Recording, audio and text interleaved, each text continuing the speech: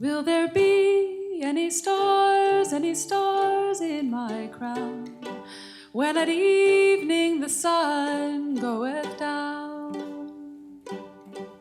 When I'm writing music, I'm always thinking of sort of textures and patterns and sewing things together, or like cooking, and I love the way that quilters talk about quilting, or how craftspeople talk about their craft. As a quilter, you can sort of follow a strict pattern, or you can sort of go off from it. It's all about sort of trying to find some kind of individuality, or not, depending on who the quilter is. That's how I think about music. Do you follow a path that has been done, or do you sort of change it just a little bit? Do you make it your own? What is creativity and what is craft?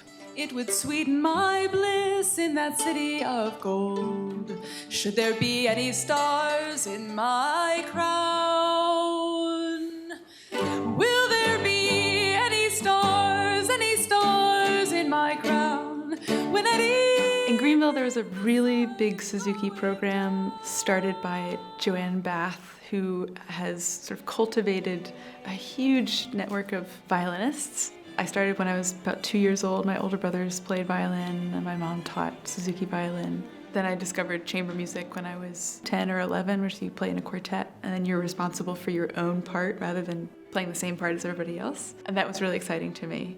I just fell deeply in love with music and then wanted to make it myself. I started freelancing in New York City, started a degree at Princeton, a PhD in music. In the third year, I won the Pulitzer Prize, and it was like my life changed quite a bit at that moment.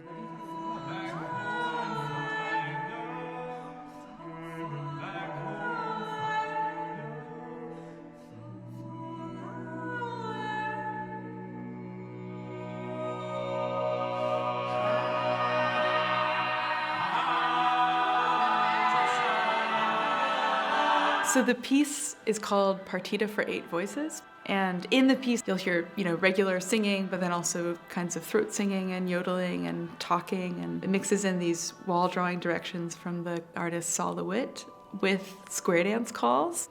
Mostly I was just interested in the sound of people calling square dances and how those directions are creating all these amazing patterns on the floor. For me, that's just sounds like music. So I had all these, sort of people talking and jamming. My uncle says that he thinks it sounds like Thanksgiving at my grandmother's house when everyone's talking over each other, and then suddenly it bursts into a big chord.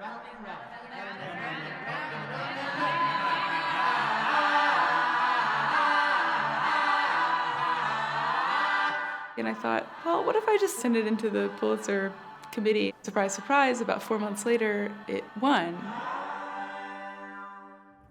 There's a moment of Partita that, in my mind, is deeply married to this one particular view of the Albemarle Sound, so up in the sort of northeastern part of the state, where my grandmother lives.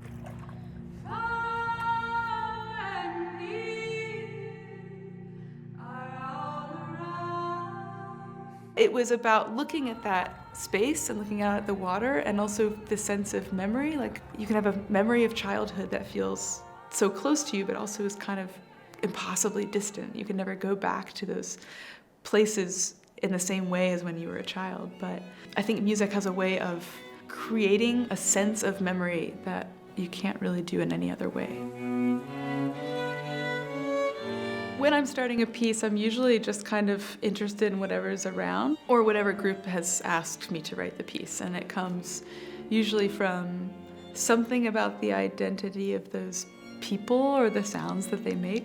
But there are some things that keep coming up. I love the sound of things falling apart and breaking apart and then coming back together again. I also love a lot of old hymns.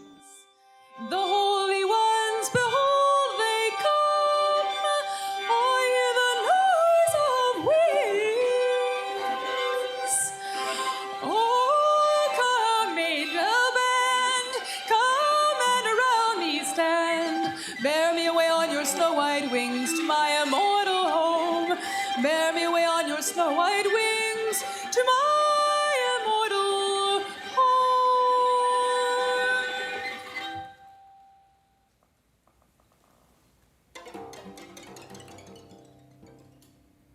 I can cry instantly by hearing an old hymn. So what I wanted to do with I'll Fly Away is take actually just the lyrics divorced from the melody, take the harmony away and all the sort of upbeat vibe and make a different kind of frame for it.